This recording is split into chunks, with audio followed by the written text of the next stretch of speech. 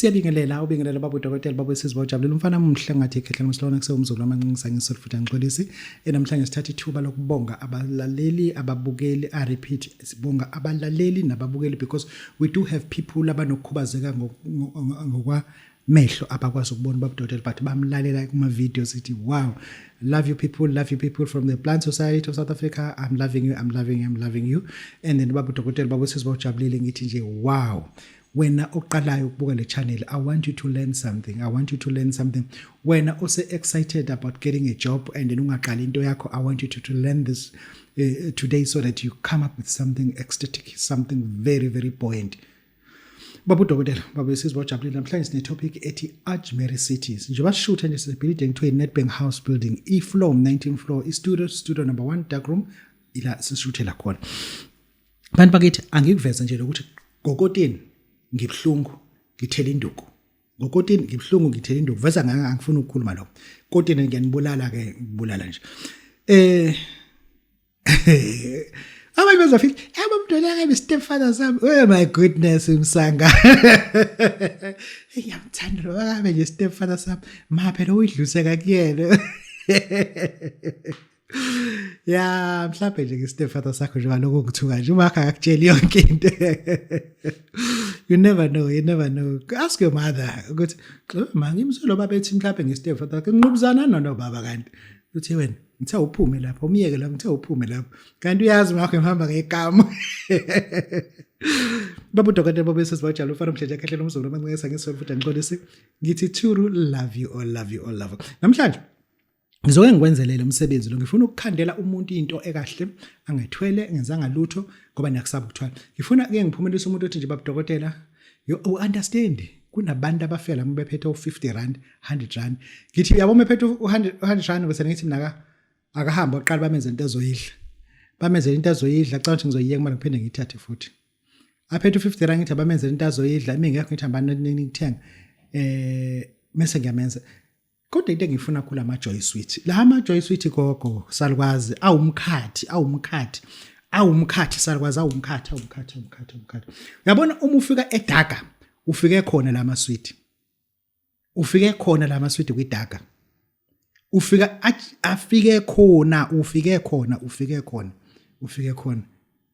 share and jalebi ufika kukhona anything sweet ufike khona ngizokunika lento uhambe uyophilisa ingane zakho uyabona njobe ingane yakhe ingenzi kahle esikoleni noma wena njobe ubhala uzobubhala ngoFebruary useyunisa ngizokunika ama jalebs and shaves uwadle mekhona noma kunike lama sweets engiwasebenzisayo siwakhande bese ngithi hamba unikeze izingane enfunda nazo eyunisa lezi ezihlakaniphile ezenzazi kakhulu zinikela ama sweet umntana wakho njobe engenzi kahle esikoleni imlethe ngikhulume naye ngithothi yini emphazamisayo bese ngimnikela ama sweet ngithi hamba unikeze izingane lapha esikoleni lezi ezihlakaniphile kakhulu lento iyenzeka trust me with this iyenzeka bakithi ngifuna ukuthi ngoba nisakholelwa kakhulu ebunyangeni siyabonga kakhulu nisakholelwa kakhulu ethongeni siyabonga kakhulu nikholelwa kakhulu edlozini siyathobeka ngifuna ngeke ngikwakhele ngikubuyisele isigubhu ekuthiwa uMasheshisa isigubhu lesiyana engithi mengisibeka esandleni somuntu bese ngenza isifungo phezukwakhe hayi cishe yaphahluka lento uma ngikunika uMasheshisa ngibe sengenza isifungo phezukwakho uma ngenza isifungo ngizothi Hazrat Khwaja Garib Nawaz ngibeka isifungo phezukwakho ukuthi today Hazrat make this person rich but forever Hazrat Bachapiri ngisibeke lesifungo phezukwakho ngifuna mengikhuluma lento ngithi Hazrat Bachapiri ngifake lento kwena ngifake ithi Hazrat Sufi Sahib ngithi Hazrat Sufi Sahib ngifake lento ingene iphume ngeziqo zoboya bese ngithi mina thatha lesigubhu lesi umkhuluma naso uthi Hazrat Khwaja Garib Nawaz lesigubhu sizokuphendula because sisifake the most powerful spirit ozosebenza ngaso isigubhu uMasheshisa. I repeat, isigubhu uMasheshisa.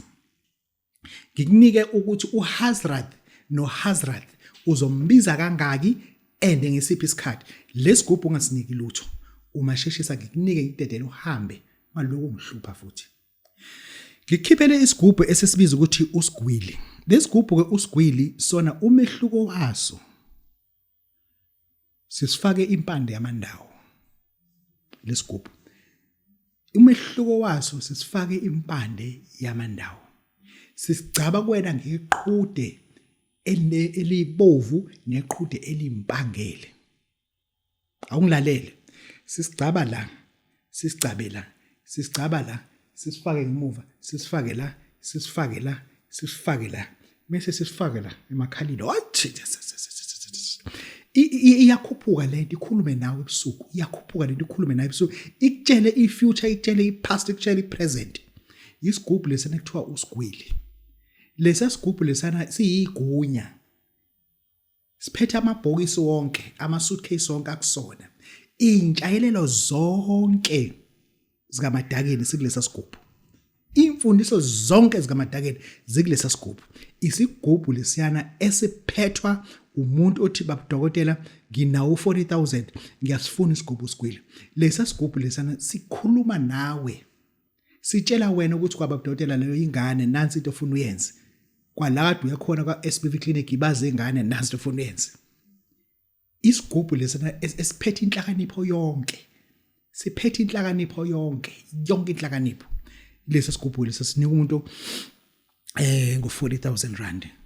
And siyafuna ukuthi sikwenzele ngoba angifuni ekugcineni ukuthi babudokotela thina siyazifuna nje isigubhu wena usazenza isigubhu. Igubhu uzokwenzela uma usifuna. But mase ngikutshela ioffice kulona, mase ngikutshela ukuthi lesi sika Hazrat. Lesi sika Hazrat. Khwaja Garib Nawaz. Esika Hazrat lesi. Into esingayifuni ingulube, ungayidli ingulube, asizokusebenzela. Into lesi into esingayifuni ungalali nomuntu wesilisa uma uyindoda. It will never work. Lesigubhu sika Hazrat asisoze sasebenza. Unganginiki imali yakho ngento engizisebenza vese. Unganginiki imali yakho ngento engizikusiza vese. This is babudokotela. Ngizokutshela nje to some people angisho lo let me start fresh. To some people, not everybody, to some people ukuthwala it is something that is kind of odd. Mukhuluma ngokuthwala kumuntu. Kusenabantu abakholelwa ekusebenzeni basebenza umlungu. Athi umuntu yini ningabezana nifunde nibekeze ukuthi lalela. Ukufunda it's beautiful because you become a well-trained slave for a master. Any degree that you acquire or ascertain, it gives you an exposure to these slavery owners that they can now take you because you got a qualification that is missing from the frank of their slaves.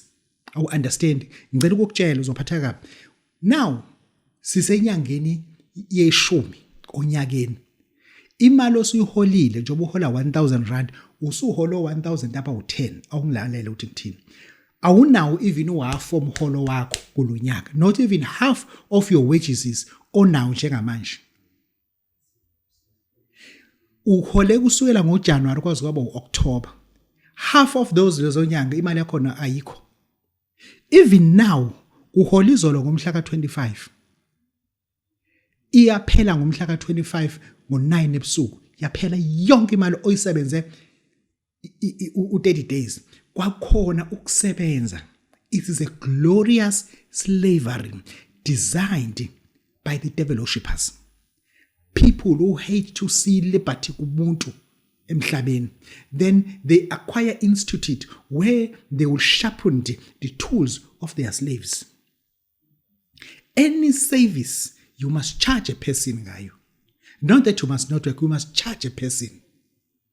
If ethi umdrivele imoto umbuzo ukuthi ngiyisaphi ama rate ami kanje. Ngitshele. If ethi wozongishutha ama rate ami kanje.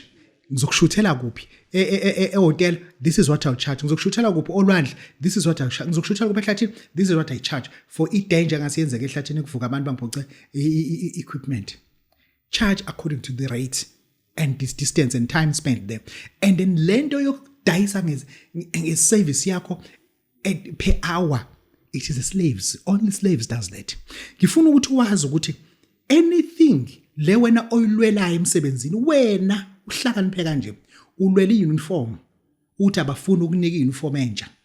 Why can't you work according to your capacity? Because you can. You can.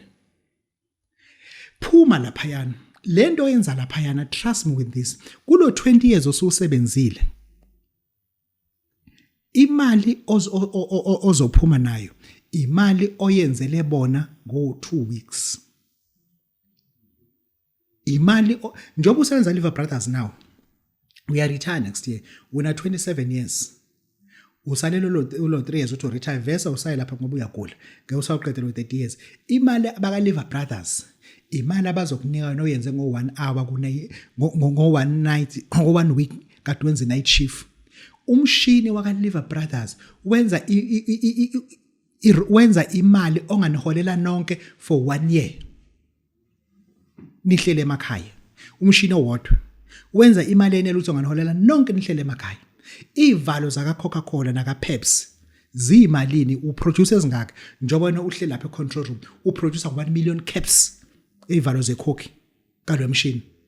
Wenza malini amabhodlela a1 million ecoke? How much do they cost? 2 liters about 200,000. How much do they cost? Wena njoba waza ivalo zo 2 liter becoke ezu 200,000 an hour. How much do you make for Coca-Cola? Come to your senses. You sit there at BP. Umolda izinkwa. 1,000 breads a week omoldile. Siyimalini isinkwa sisodwa. Mhlawumbe no retire uzophuma namalini. Uzophuma ne night shift eyodwa wayenza wena. One night shift abazokholela ngayo. Bakholela u15 years zonke lobu usebenza kubona. And ezinye izinto ufuna uzibone ukuthi yabona I'm wasting my time la. I'm wasting my time. Start to think out of the box because kunabantu abacabangisa kwengane ezise crash. Angusho yabona uma usacabanga njengengane ese crash ubona lama toys la uwinile ngoba unama toys amaningi compared to abanye. Uma usasacabanga at a South African capacity standard of living ucabangisa kumuntu osemakhaya oworried ngembewu ukuthi uzotshala nini, inkomo zakhe zodlane, imbuzi zodlane. That is how you're thinking. If usacabanga njengomuntu othi njengamanje as South Africans, tell me ukuthi uma ungayi Nigeria ungafike kwenzeni? Njengamanje ngitshela nje mase kuthiwa wena you get an opportunity to Nigeria ungafike kwenzeni? If njengamanje ungathola ithuba lokuya Ethiopia ungafike kwenzeni? Awazi. Do you know why? Because mindset yakhe isetshenziswa ufuna uqashwa. There's a problem you're facing. In mindset yakhe ithi futhi ufuna ube domestic work. That how low are you thinking? Ayikho lento yakho. Don't think like that. Phuma kuleyonto. Advance with forex. Buy robots. Advance, invest in robots. Travel to foreign countries and find how do they work forex. How come they become rich? Start to look at that.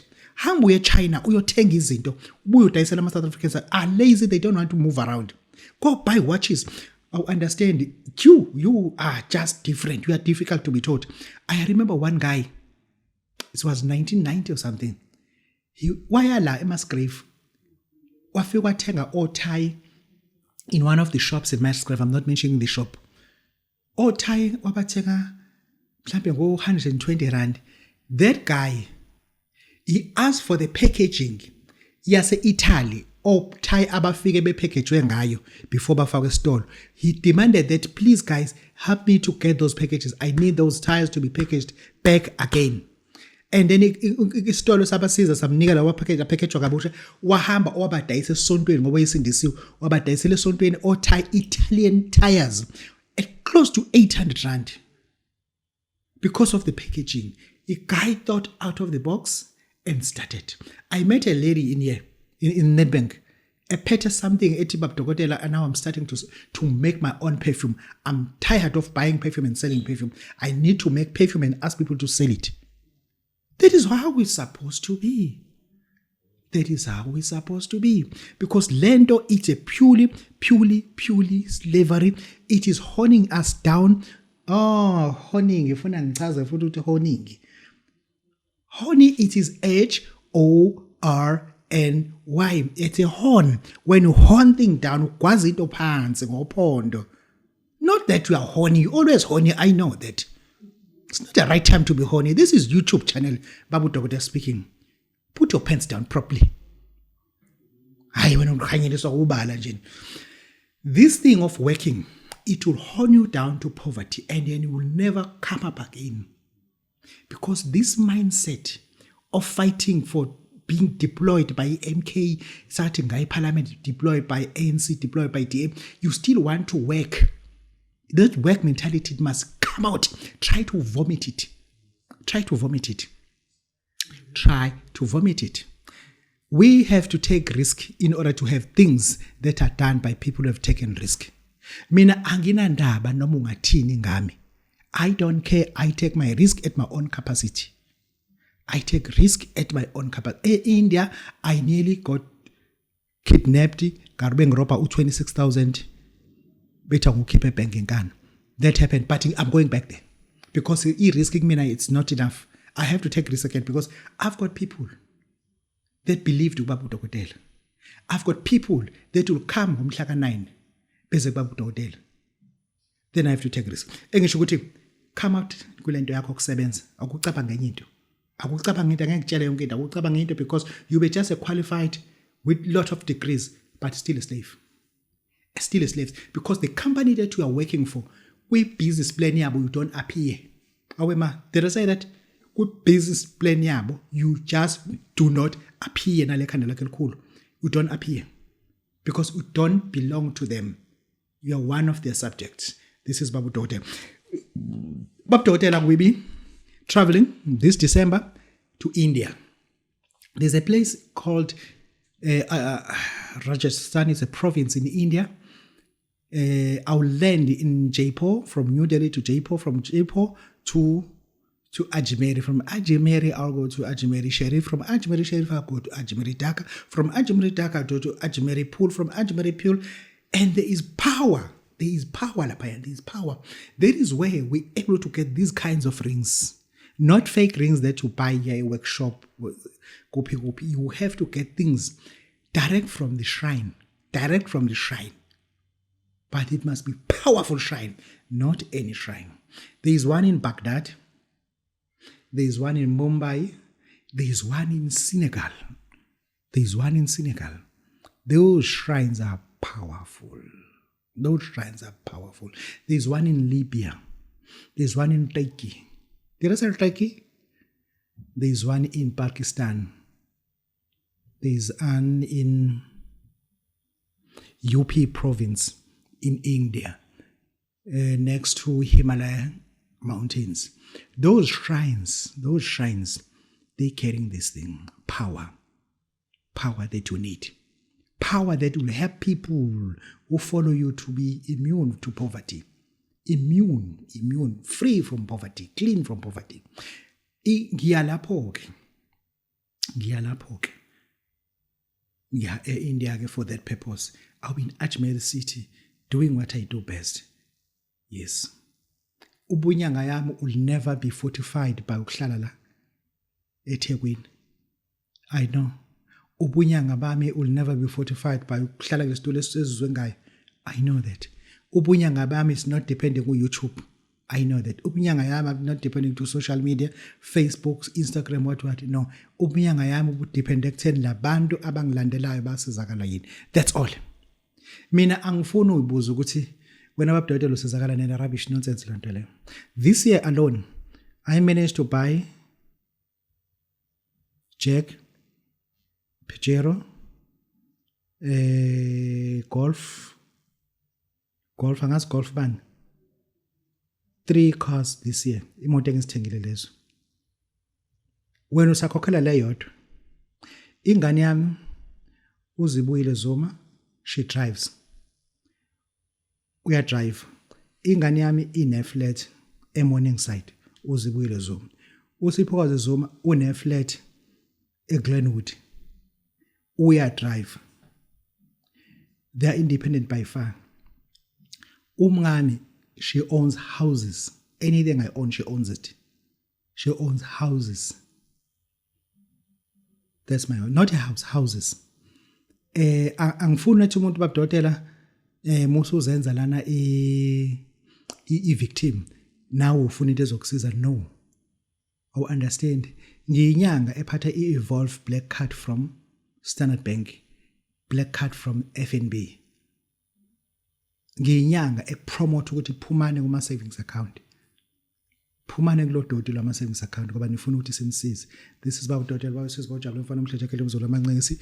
Our theme today was Ajmer City. Thank you.